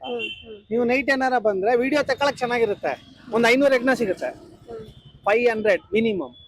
ಇಲ್ಲೆಲ್ಲ 500 ಎಗ್ನ ಇರುತ್ತೆ ಇದ್ರೊಳಗಡೆ ಎಲ್ಲ. ಈಗ ನೋಡಿ ಅಲ್ಲೆಲ್ಲ ಕಾಳು ಹಾಕಿದ್ದಾರೆ. ಇವಾಗ ಕಾಳು ಹಾಕೋರ್ನ ಬೇಡ ಅನ್ನಕ್ಕೂ ಆಗಲ್ಲ, ಪಕ್ಷಿಗಳಿಗೆ ಹಾಕ್ತಾರೆ. ಲೆಕ್ಕಾಚಾರಕ್ಕೆ ಹೆಲ್ದಿ ವೈಸ್ ರಾಂಗ್ ಅದು, ಬಟ್ ಬೇಡ ಅನ್ನಕ್ಕಾಗಲ್ಲ. ಇಲ್ಲಿ ಕಾಳು ಎಸಿತಾರೆ ಅಂತಾನೆ ಈ ಬಟ್ಟೆ ಕಟ್ಟಿದ್ದಾರೆ. ಸೊ ಅದೇನು ಪ್ರಯೋಜನ ಆಗ್ತಿದೆ ನೋಡಿ, ಒಳಗಡೆ ಕಾಳು ಹೆಂಗಿದೆ. ಹೌದು ಹೌದು. ಸೊ ಅದು ಪಾರವಾಳ 25% ತಿಂದ್ರೆ ಹೆಗ್ಣ 75% ತಿನ್ನುತ್ತೆ. ಸೊ ಹೆಗ್ಣದ್ದು ವಾಸಸ್ಥಾನ ಇದು. ಇದು ಐತಿಹಾಸಿಕ ಸ್ಮಾರಕ ನೋಡ್ಕೊಳ್ಳುವಂತ ರೀತಿ ಅಲ್ಲ ಅಲ್ಲ ಸರ್? ಖಂಡಿತ ಅಲ್ಲ. ಮಾರ್ಷಲ್ ಇರ್ತಾರೆ, ಬೇರೆ ಕಡೆ ಇರ್ತಾರೆ, ಇಲ್ಲಿರಲ್ಲ. ಸೊ ನಾವೇ ಮನೆ ಖಾಲಿ ಮಾಡ್ತಾ ಇದೀವಿ. ಸೊ ಇದು ಸ್ಥಿತಿ ಅಂದ್ರೆ ಬೆಂಗಳೂರಿನ. ಓಕೆ. ನಾವು ಈ ಗ್ಲಾಸ್ ತೆಗೆದು ಒಂದು ವರ್ಷಗಳಾಗಿದೆ. ಕೋವಿಡ್ ಟೈಮಲ್ಲಿ ತೆಗಿತಾ ಇದ್ದಿದ್ದು, ಓಕೆ. ಈಗ ತೆಗಿಯಲ್ಲ. ತೆಗೆದ್ರೆ ಸೊಳ್ಳೆ ಬರುತ್ತೆ, ಧೂಳು ಬರುತ್ತೆ. ಓಕೆ, ಅದರಿಂದ. ಧನ್ಯವಾದ ಸರ್. ಅಂದ್ರೆ ಯಾವ ಚಾನಲ್ ನೋಡೋದು? ನಾವು ಈ ಒಂದು ಸ್ಮಾರಕದ ಹಿನ್ನೆಲೆ ಹಾಗೆ ಬೆಂಗಳೂರಿನ ಐತಿಹಾಸಿಕ ಸ್ಥಳದ ಬಗ್ಗೆ ಮಾಹಿತಿ ಕೊಡೋದಕ್ಕೆ ಬಂದ್ರೆ ನಮ್ಗೆ ಇಲ್ಲಿನ ದುಸ್ಥಿತಿ ನೋಡಿ ನಿಜಕ್ಕೂ ಬೇಸರ ಆಗ್ತಾ ಇದೆ. ಅಂದ್ರೆ ಬೆಂಗಳೂರಿನ ಐತಿಹಾಸಿಕ ಸ್ವಾತಂತ್ರ್ಯ ಹೋರಾಟದ ಸ್ಥಳಗಳು ಈಗ ಹಾಗೆ ಉಳಿದಿಲ್ಲ, ಬದಲಾಗಿ ಕಸದ ಡಂಪಿಂಗ್ ಯಾರ್ಡ್ ಆಗಿ ಹೋಗಿರುವಂತದ್ದು ದುಃಖಕರ ಸಂಗತಿ. ಯಾಕಂದ್ರೆ ಈ ಉಸ್ತುವಾರಿ ಸಚಿವರು ಬಹಳ ಆಕ್ಟಿವ್ ಆಗಿ ಕೆಲಸ ಮಾಡುವಂತ ಕೃಷ್ಣ ಬೈರೇಗೌಡರು ಸಿಕ್ಕಿದ್ದಾರೆ, ಸಾಕಷ್ಟು ನಿರೀಕ್ಷೆ ಇದೆ. ಹಾಗಾಗಿ ಬೆಂಗಳೂರಿನ ಐತಿಹಾಸಿಕ ಸ್ಥಳ ಇನ್ನಾದ್ರೂ ಬದಲಾಗುತ್ತಾ ಅನ್ನೋದು ಕಾದ್ ನೋಡ್ಬೇಕಾಗಿದೆ. ಬನ್ನಿ ಮುಂದಿನ ನಾವು ಸ್ವಾತಂತ್ರ್ಯ ಹೋರಾಟದ ಐತಿಹಾಸಿಕ ಸ್ಥಳದತ್ತ ಹೋಗೋಣ.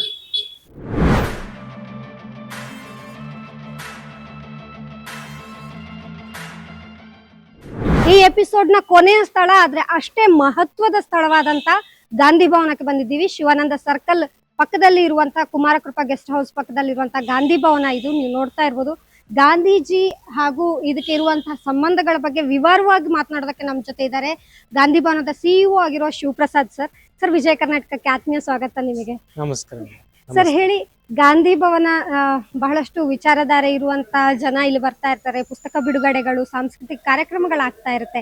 ಅದನ್ನು ಹೊರತಾಗಿ ಗಾಂಧಿ ಭವನ ಹಾಗೆ ಗಾಂಧೀಜಿ ಬಂದು ಹೋದಂತಹ ಘಟನೆಗಳು, ಈ ಹಿನ್ನೆಲೆ ಬಗ್ಗೆ ಸ್ವಲ್ಪ ತಿಳಿಸ್ಕೊಡಿ ಸರ್.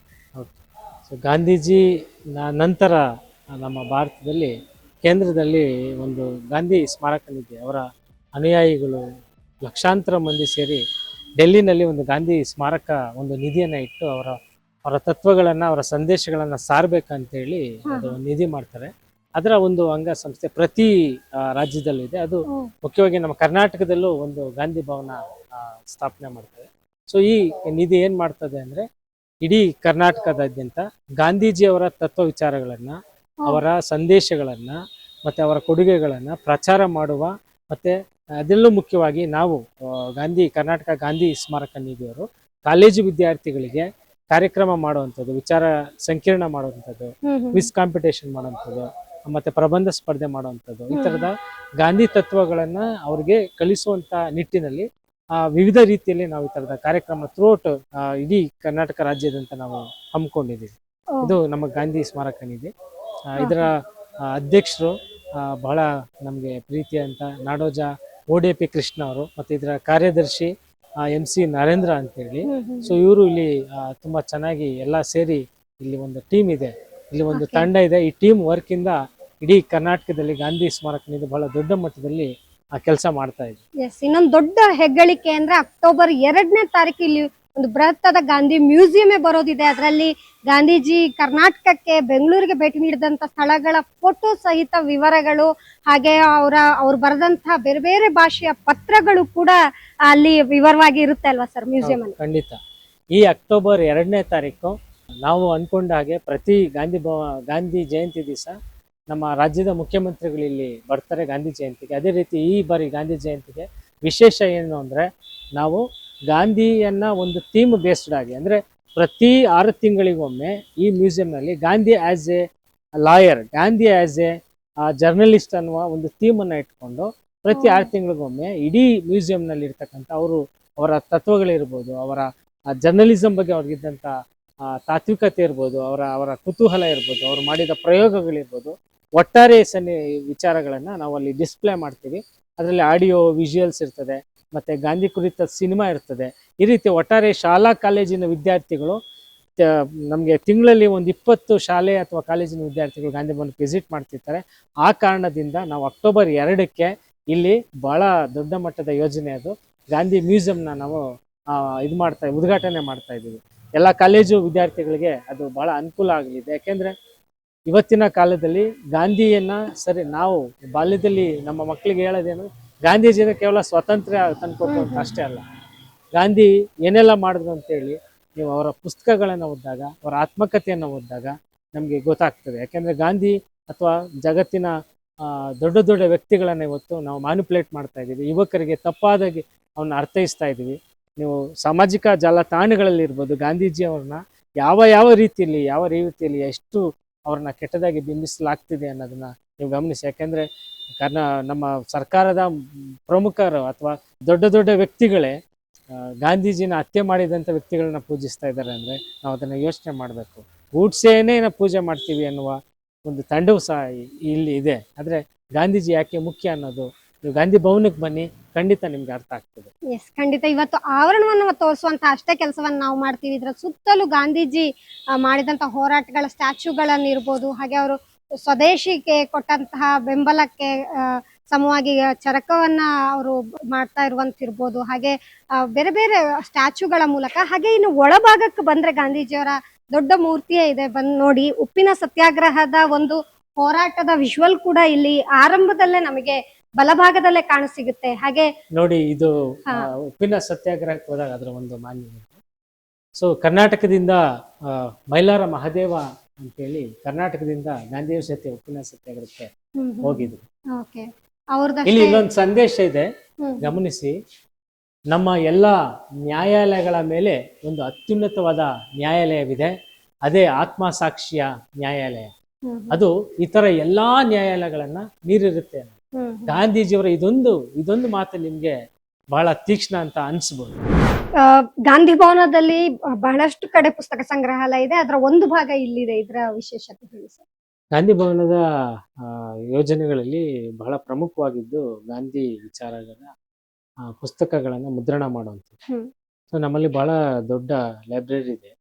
ನಮ್ಮಲ್ಲಿ ಸುಮಾರು ಜನ ಗಾಂಧಿ ವಿಚಾರಗಳ ಬಗ್ಗೆ, ಗಾಂಧಿಯವರ ವಿಚಾರಗಳ ಬಗ್ಗೆ ಸುಮಾರು ಜನ ಲೈಬ್ರರಿನ ಆಕ್ಸೆಸ್ ಮಾಡ್ತಾರೆ. ಮತ್ತು ನಮ್ಮಲ್ಲಿ ಡಿಜಿಟಲ್ ಲೈಬ್ರರಿನೂ ಇದೆ, ನೀವು ಆನ್ಲೈನಲ್ಲಿ ಸಹ ಅದನ್ನ ಹುಡುಕ್ಬೋದು, ಸಿಗ್ತದೆ. ಅದೇ ರೀತಿ ನಮ್ಮಲ್ಲಿ ಹೆಚ್ಚು ಪುಸ್ತಕಗಳಿದೆ ಗಾಂಧಿ ಕುರಿತಾಗಿ. ಮತ್ತೆ ನಮ್ಮಲ್ಲಿ ಪುಸ್ತಕ ಮಾರಾಟ ಸಹ ಇದೆ ಗಾಂಧಿ ಕುರಿತಾಗಿ. ಸೊ ಯಾರು ಬೇಕಾದ್ರೂ ನೀವು ಇಲ್ಲಿ ವಿಸಿಟ್ ಮಾಡ್ಬೋದು, ಲೈಬ್ರರಿನ ಸಂಪೂರ್ಣವಾಗಿ ಬಳಸ್ಕೋಬಹುದು. ಅವರ ತತ್ವಕ್ಕೆ ಅನುಸಾರವಾಗಿ ಇಲ್ಲಿ ಗಿಡಗಳನ್ನು ಮರಗಳನ್ನು ನೆಡಲಾಗಿದೆ ಅಂತ ಹೇಳಿದ್ರಿ. ಹಾಗೆ ಉದ್ಘಾಟನೆ ಸಂದರ್ಭದಲ್ಲಿ ಮಾಜಿ ರಾಷ್ಟ್ರಪತಿಗಳು ಕೂಡ ಇಲ್ಲಿ ಬಂದಾಗ ನೆಟ್ಟಂತಹ ಗಿಡಗಳಿದೆ. ರಾಧಾಕೃಷ್ಣ ಅವರು ಒಂದು ಸಂಪಿಗೆ ಗಿಡನ ಹಾಕಿದ್ರು, ಅದು ದೊಡ್ಡ ಮರ ಆಗಿದೆ, ಅದನ್ನ ನಾವು ಗಮನಿಸಬಹುದು. ಇಲ್ಲಿ ಬಹುಪಾಲು ಜನ ಗಾಂಧಿ ಭವನಕ್ಕೆ ಯಾರು ಇಲ್ಲಿ ವೀಕ್ಷಣೆಗೆ ಬರ್ತಾರೆ, ನಮ್ಮಲ್ಲಿ ಮ್ಯೂಸಿಯಂ ವೀಕ್ಷಣೆಗೆ. ಸೊ ಬಹುಪಾಲು ಜನ ಇಲ್ಲಿ ಕೂತ್ಕೊಂಡು ಗಾಂಧಿಯವರ ಪ್ರತಿಮೆ ಮುಂದೆ ಫೋಟೋ ತಗೊಳ್ಳೋದಾಗ್ಲಿ, ಈ ತರದಾಗಿ ಮಾಡೋದಾಗ್ಲಿ. ಸೊ ಧ್ಯಾನಸ್ಥ ಗಾಂಧಿ ಇಡೀ ಜಗತ್ತಿನ, ಇಡೀ ಗ್ಲೋಬಲಿ, ಇಡೀ ಪ್ರಪಂಚದಲ್ಲಿ ಅತಿ ಹೆಚ್ಚು ಐಡಾಲ್ಸ್ ಅಥವಾ ಪ್ರತಿಮೆಗಳಿದೆ ಅಂದ್ರೆ ಅದು ಗಾಂಧಿದೊಬ್ಬರದು. ಓ, ಧ್ಯಾನಸ್ಥ ಧ್ಯಾನ ಸ್ಥಿತಿ ಅಥವಾ ಗಾಂಧಿ ಎಲ್ಲರಿಗೂ ಅನಿವಾರ್ಯ. ಇಡೀ ಜಗತ್ತು ಇವತ್ತು ಯುದ್ಧದ ಹಿಂದೆ ಬಿದ್ದಿರೋ ಕಾರಣದಿಂದ ಇವತ್ತು ಗಾಂಧಿಯವರ ಸತ್ಯಾಗ್ರಹ, ಗಾಂಧಿಯವರ ಅಹಿಂಸೆ, ಗಾಂಧಿಯವರ ತತ್ವಗಳು ಯಾಕೆ ಮುಖ್ಯ ಅಂದ್ರೆ ಇಡೀ ನಮ್ಮ ಬರೀ ಭಾರತ ಅಲ್ಲ ಅಥವಾ ಅಮೆರಿಕದಲ್ಲ ಅಥವಾ ಯಾವುದೋ ದೊಡ್ಡ ದೊಡ್ಡ ರಾಷ್ಟ್ರಪತಿ ಭವನಗಳಲ್ಲಿ ಗಾಂಧಿ ಫೋಟೋ ಇರ್ಬೋದು, ಗಾಂಧಿ ಪ್ರತಿಮೆಗಳು ಯಾಕೆ ಇದೆ ಅಂದ್ರೆ ಇವತ್ತು ಅಹಿಂಸೆಯ ಕುರಿತಾಗಿ ನಮ್ಗೆ ಬಹಳ ತೀಕ್ಷ್ಣವಾದ ಎಚ್ಚರಿಕೆ ಬೇಕಾಗಿದೆ. ನಮ್ಗೆಲ್ಲ ಗೊತ್ತಿದೆ ಎಲ್ಲೋ ಆಗುವಂತ ಯುದ್ಧದಿಂದ ಇಡೀ ಅಕ್ಕಪಕ್ಕದ ರಾಷ್ಟ್ರಗಳು ಏನನ್ನ ಅನುಭವಿಸ್ತಾ ಇದೆ ಅಂತ. ಸೊ ನಾವು ಇದನ್ನು ತಿಳ್ಕೊಬೇಕಾಗಿದೆ. ಯಾಕೆಂದ್ರೆ ಗಾಂಧಿ ಯಾಕೆ ಅನಿವಾರ್ಯ ಅನ್ನೋದು ಇವತ್ತಿನ ಜಗತ್ತಿಗೆ ಬಹಳ ಮುಖ್ಯ ಅನ್ನೋದು ನಾನು ಹೇಳಕ್ ಇಷ್ಟಪಡ್ತೀನಿ. ಗಾಂಧೀಜಿ ತತ್ವ ಸಂದೇಶಗಳ ಜೊತೆಗೆ ಗಾಂಧೀಜಿ ಈ ಸ್ಥಳಕ್ಕೆ ಭೇಟಿ ಕೊಟ್ಟಂತ ಹಿನ್ನೆಲೆ ಏನಾದ್ರೂ ಗೊತ್ತಿದೆಯಾ ಸರ್? ಹಿನ್ನೆಲೆ ಏನು ಅಂದ್ರೆ ಫಸ್ಟ್ ಕರ್ನಾಟಕಕ್ಕೆ ಭೇಟಿ ಕೊಟ್ಟಿದ್ದು ಕರ್ನಾಟಕದಲ್ಲಿ ಬೆಂಗಳೂರಿಗೆ. ಅದು ಸೆಂಟ್ರಲ್ ಕಾಲೇಜ್ ಆಗಿದೆ, ಸೆಂಟ್ರಲ್ ಹೈಸ್ಕೂಲ್ ಇರುತ್ತೆ. ಅದಾದ್ಮೇಲೆ ಇಲ್ಲಿ ಒಂದು ಪ್ರಾರ್ಥನೆಯನ್ನ ಕೈಗೊಂಡಿರ್ತಾರೆ. ಈಗ ಇಲ್ಲಿ ಕೃಪಾ ಅಂತಿದೆಲ್ಲ, ಸೊ ಅವ್ರು ಇಲ್ಲಿ ಉಳ್ಕೊಂಡಿರ್ತಾರೆ. ಸೊ ಇಲ್ಲಿಗೆ ವಿಸಿಟ್ ಮಾಡ್ತಾರೆ. ಹಾಗಾಗಿ ಇದು ಆ ತರದ ಒಂದು ಜಾಗ. ಇಲ್ಲಿ ಬಂದು ಅವರು ಆರೋಗ್ಯ ಚಿಕಿತ್ಸೆಗೋಸ್ಕರನೂ ಇಲ್ಲಿ ತಂಗಿದ್ರು, ಹಾಗೆ ಪ್ರಾರ್ಥನಾ ಸಭೆಗಳನ್ನ ನಡೆಸ್ತಿದ್ರು ಅನ್ನುವಂತ ಹಿನ್ನೆಲೆ ಇದೆ. ಸಭೆನ ನಡೆಸಿರೋ ಸೆಂಟ್ರಲ್ ಕಾಲೇಜ್ ನಲ್ಲಿ, ಈಗ ಸೆಂಟ್ರಲ್ ಕಾಲೇಜ್ ಇದೆ ಅಲ್ಲಿಗೆ ಅವರು ಫಸ್ಟ್ ಬಂದಾಗ ಅಲ್ಲಿ ಪ್ರಾರ್ಥನಾ ಸಭೆನ ನಡೆಸಿದ್ರು. ಮೊದಲನೇ ಸಭೆಗೆ ಅವರು ಅಲ್ಲಿ ಅಟೆಂಡ್ ಮಾಡಿ ಕರ್ನಾಟಕಕ್ಕೆ ಬಂದಾಗ. ಅದೇ ರೀತಿ ಸುಮಾರು ಇದೆ ಬೆಂಗಳೂರು ವಿಸಿಟ್ ಮಾಡೋ ಜಾಗ. ತುಂಬಾ ಐತಿಹಾಸಿಕವಾದ ಜಾಗಗಳೆಲ್ಲ ಇದಾವೆ. ನೀವು ಕೆಂಗೇರಿ ಹತ್ರ ಒಂದು ಜಾಗ ಇದೆ, ಅಲ್ಲಿ ಒಂದು ಬಾವಿ ಇದೆ. ಅವರು ಅಸ್ಪೃಶ್ಯತೆನ ನಿವಾರಣೆ ಮಾಡ್ಲಿಕ್ಕೆ ಅಲ್ಲಿ ಒಂದು ಓಪನ್ ವೆಲ್ ಅನ್ನ ಉದ್ಘಾಟನೆ ಮಾಡಕ್ ಬಂದಿದ್ದಾರೆ. ಸೊ ಗಾಂಧೀಜಿ ಅವರು ಯಾರು ಅದನ್ನ ಡಾಕ್ಯುಮೆಂಟ್ ಮಾಡಿಲ್ಲ. ಗಾಂಧೀಜಿ ಅವರು ಕೆಂಗೇರಿಲಿ ಯಾರು ಈ ನೀರಿಗೋಸ್ಕರ ಅಸ್ಪೃಶ್ಯರಿಗೆ ಬೇರೆ ಸ್ಪೃಶ್ಯರಿಗೆ ಬೇರೆ ಅನ್ನೋ ಬಹಳ ದೊಡ್ಡ ಹೋರಾಟ ನಡೀತಾ ಇರುತ್ತೆ. ಆ ಕಾಲದಲ್ಲಿ ಕೆಂಗೇರಿನಲ್ಲಿ ಎಲ್ಲರೂ ಬಳಸುವಂತ ಬಾವಿಯನ್ನ ಉದ್ಘಾಟನೆ ಮಾಡ್ಲಿಕ್ಕೆ ಗಾಂಧೀಜಿ ಬಂದಿದ್ರು ಅನ್ನೋದು ಬಹಳ ಮುಖ್ಯವಾದ ವಿಚಾರ. ನೋಡಿ, ಒಬ್ಬ ಅಸ್ಪೃಶ್ಯನಿಗೆ ನೀರು ಸಹ ಸ್ಪೃಶ್ಯವಲ್ಲ ಅನ್ನೋ ಕ್ರಮ ಬಂದಾಗ ಅವ್ರ ಆ ಬಾವಿನ ಎಲ್ಲರಿಗೂ, ಆ ಬಾವಿಯಿಂದ ಅಲ್ಲಿನ ಕೆಲವು ಜನ ಹೇಳ್ತಾರೆ ಆ ಬಾವಿಯಿಂದ ಬೆಳ್ಳಿ ಚೊಂಬಿನಲ್ಲಿ ಗಾಂಧೀಜಿ ನೀರನ್ನ ತೆಗೆದು ಎಲ್ರಿಗೂ ಕುಡಿಲಿಕ್ಕೆ ಕೊಟ್ರು ಅಂತ. ಆ ತರದ ಒಂದು ಉದ್ಘಾಟನೆ, ಅದು ಒಂದು ಸೂಚಕ. ಅದು ಅಂದ್ರೆ ಎಲ್ಲರಿಗೂ ನೀರು ಈ ಪ್ರಕೃತಿಲಿ ಎಲ್ಲರಿಗೂ ಸಮಾನವಾಗಿ ಸಿಗ್ಬೇಕು ಅನ್ನೋದು. ಅವರು ಉಡುಪಿಗೆ ವಿಸಿಟ್ ಮಾಡಿದಾಗ ಅಷ್ಟೇ ಅಲ್ಲಿ ಎಲ್ಲರಿಗೂ ಅವಕಾಶ ಇದೆ. ಉಡುಪಿ ಮಠದಲ್ಲಿ ಅಥವಾ ದೇವಸ್ಥಾನದಲ್ಲಿ ಇದ್ದಾಗ ಯಾರಿಗೂ ಇಲ್ಲ ಅಂದಾಗ ನಾನು ಅಲ್ಲಿಗೆ ಬರಲ್ಲ. ಆತರ ಗಾಂಧಿ, ನೀವು ಗಾಂಧಿ ಓದಿದ್ರೆ ನಿಮ್ಗೆ ಅದು ಸುಲಭವಾಗಿ ಗೊತ್ತಾಗ್ತದೆ. ಗಾಂಧಿ ವಿಚಾರಗಳನ್ನ ಓದಿದೇನೆ ಮಾತನಾಡೋದು ಯಾವುದೇ ಇರ್ಬೋದು, ಓದಿದೇನೆ ಮಾತನಾಡೋದು ಇದೆಯಲ್ಲ ಅದು ಬಹಳ ತಪ್ಪು. ಇದೆಲ್ಲ ದಾಖಲಾಗುವಂತ. ಯಾಕೆಂದ್ರೆ ಇನ್ನೂ ಒಂದು ವೈಚಿತ್ರ ಹೇಳ್ಬೇಕು ಅಂದ್ರೆ ಗಾಂಧೀಜಿಯವರ ಬಗ್ಗೆ, ಅವರು 44,000 ಪತ್ರಗಳಿಗೆ ಅವರು ಉತ್ತರ ಕೊಟ್ಟರು. 44,000ಕ್ಕೂ ಹೆಚ್ಚು ಪತ್ರಗಳಿಗೆ ಅವರು ಉತ್ತರ ಕೊಟ್ಟರು. ನಾವಿವತ್ತೊಬ್ಬರಿಗೆ ರಿಪ್ಲೈ ಮಾಡೋಕ್ಕೆ ಎಷ್ಟು ಬ್ಯುಸಿ ಇದ್ದೀವಿ ಅಂತ ಹೇಳ್ತೀವಿ. ಯಾರಿಗೂ ಅವ್ರು ಪ್ರತ್ಯುತ್ತರ ಕೊಡಬೇಕು ಅಂದ್ರೆ ನಾವೆಷ್ಟು ಕೆಲಸದಲ್ಲಿ ಇದೀವಪ್ಪ, ಆಗಲ್ಲ ಅಂತ ಹೇಳಿ. ಗಾಂಧಿಯವರ ತಾಳ್ಮೆ ಮತ್ತು ಅವರ ಶಿಸ್ತು, ಅವರ ಬದ್ಧತೆ ಎಷ್ಟಿರ್ಬೋದು ಅನ್ನೋ ನಾವು ಯೋಚನೆ ಮಾಡೋದು. ಇಲ್ಲಿ ಸಾಕಷ್ಟು ಕಚೇರಿಗಳಿದೆ, ಕಟ್ಟಡಗಳಿದೆ. ಏನೇನು ಇಲ್ಲಿ ಚಟುವಟಿಕೆ ನಡೆಯುತ್ತೆ ಸರ್? ಆಗ್ಲೇ ಹೇಳಿದಾಗ ಇಲ್ಲಿ ಗಾಂಧಿ ಭವನ ಅನ್ನೋದೊಂದು ಆಡಳಿತ ಕಚೇರಿ ಇದೆ. ಅದರ ಜೊತೆಗೆ ನಮ್ಮಲ್ಲಿ ಗಾಂಧಿ ಅವರ ತತ್ವವನ್ನ ಆಧರಿಸಿದಂತ ಒಂದು ನ್ಯಾಚುರೋಪತಿ ಇದೆ, ನ್ಯಾಚುರೋಪತಿ. ಮತ್ತೆ ನಮ್ಮಲ್ಲಿ ಖಾದಿ ಮಾರಾಟ ಇದೆ, ಖಾದಿ ಮತ್ತೆ ಈ ತರದ ಚಟುವಟಿಕೆ ನಡೀತದೆ. ಮತ್ತೆ ಒಂದು ನಮ್ಮಲ್ಲಿ ಇರ್ತಕ್ಕಂಥ ಹಾಲ್ಗಳಲ್ಲಿ ಗಾಂಧಿಗೆ ಸಂಬಂಧಿಸಿದಂತ ಕಾರ್ಯಯೋಜನೆಗಳಿರ್ಬೋದು, ವಿಚಾರ ಸಂಕಿರಣ ಇರ್ಬೋದು, ಮತ್ತೆ ಸಿನಿಮಾ ಪ್ರದರ್ಶನ ಇರ್ಬೋದು, ಈ ತರದೆಲ್ಲ ಚಟುವಟಿಕೆಗಳು, ಲೈಬ್ರರಿಗಳಿದೆ. ಅದರಲ್ಲೂ ಪ್ರಮುಖವಾಗಿ ಗಾಂಧಿ ಭವನದ ಪ್ರಮುಖವಾದ ಕೆಲಸ ಏನು ಅಂದ್ರೆ ಗಾಂಧಿ ವಿಚಾರಗಳನ್ನ ಪ್ರಕಟಣೆ ಮಾಡುವಂಥದ್ದು, ಗಾಂಧಿ ತತ್ವಗಳನ್ನ ಪುಸ್ತಕ ಇರ್ಬೋದು. ಅದರಲ್ಲಿ ಸುಮಾರು ಇತ್ತೀಚೆಗೆ ಗಾಂಧಿ ಕಥನ ಅನ್ನೋ ಪುಸ್ತಕ ಎಲ್ಲರೂ ಕೇಳಿರ್ತೀರಿ. ಅದು 30ಕ್ಕೂ ಹೆಚ್ಚು ಮರುಮುದ್ರಣಗೊಂಡಿರೋಂಥ ಪುಸ್ತಕ. ಅದು ಗಾಂಧಿಯನ್ನ ಬಹಳ ನೇರವಾಗಿ, ಬಹಳ ಸುಲಭವಾಗಿ ಎಲ್ಲ ವಿದ್ಯಾರ್ಥಿಗಳು ಓದಲಿಕ್ಕೆ ಸಾಧ್ಯವಾಗುತ್ತೆ. ಕೇವಲ ನಾವು ಅದು 700 ಪುಟ ಇದೆ, ಕೇವಲ 200 ರೂಪಾಯಿಗೆ ನಾವು ಅದನ್ನ ಮಾರಾಟ ಮಾಡ್ತಿದ್ದೀವಿ. ಸೊ ಆ ಥರದ ಒಂದು ಪುಸ್ತಕ ಪ್ರಕಟಣೆಯು ಗಾಂಧಿ ಭವನದ ಒಂದು ಬಹಳ ಮುಖ್ಯ ಯೋಜನೆ ಅಂತ ಹೇಳಿ. ಸೊ ಇಲ್ಲಿನ ಫೋಟೋ ಇರ್ಬೋದು, ಹಾಗೆ ಪತ್ರಗಳಿರ್ಬೋದು, ಅದೆಲ್ಲ ಈಗ ನವೀಕರಣದ ಹಂತದಲ್ಲಿ ಇರೋದ್ರಿಂದ ಈಗ ತೋರಿಸ್ಲಿಕ್ಕೆ ಸಾಧ್ಯ ಆಗ್ತಿಲ್ಲ. ಆದ್ರೂ ನಮ್ಗೆ ಸಾಧ್ಯವಾದಷ್ಟು ನಾವು ನಿಮ್ಗೆ ತೋರಿಸ್ತೀವಿ. ಇದ್ರ ಜೊತೆಗೆ ಅಕ್ಟೋಬರ್ 2ಕ್ಕೆ ಗಾಂಧಿ ಭವನಕ್ಕೆ ಭೇಟಿ ಕೊಡೋದು ಕೂಡ ಮರಿಬೇಡಿ ಅಂತ ಹೇಳ್ತಾ, ಸೊ ಈ ಒಂದು ಸ್ವಾತಂತ್ರ್ಯೋತ್ಸವದ ಹೊಸ್ತಿಲಲ್ಲಿ ನಾವು ಗಾಂಧೀಜಿ ಹಾಗೆ ಸ್ವಾತಂತ್ರ್ಯ ಹೋರಾಟಗಳು ಬೆಂಗಳೂರಿಗೆ ಯಾವ ರೀತಿ ಸಂಬಂಧಪಟ್ಟಿದೆ ಅನ್ನೋದನ್ನ ನಾವು ಸಂಪೂರ್ಣವಾಗಿ ನಿಮಗೆ ತೋರಿಸ್ಕೊಟ್ಟಿದ್ದೀವಿ. ಈ ಎಪಿಸೋಡ್ ನಿಮ್ಗೆ ಇಷ್ಟವಾಯ್ತು ಅಂತ ಅನ್ಕೋತೇವೆ. ಹಾಗೆ ನಿಮ್ಮ ಅನಿಸಿಕೆ ಅಭಿಪ್ರಾಯಗಳನ್ನ ಕಮೆಂಟ್ ಮಾಡೋದಕ್ಕೆ ಖಂಡಿತ ಮರಿಬೇಡಿ ಅಂತ ಹೇಳ್ತಾ, ವಿಡಿಯೋ ಜರ್ನಲಿಸ್ಟ್ ಪ್ರೇಮೇಶ್ ಜೊತೆ ಸೌಮ್ಯಶ್ರೀ ಮಾರ್ನಾಡ್, ಬೆಂಗಳೂರು.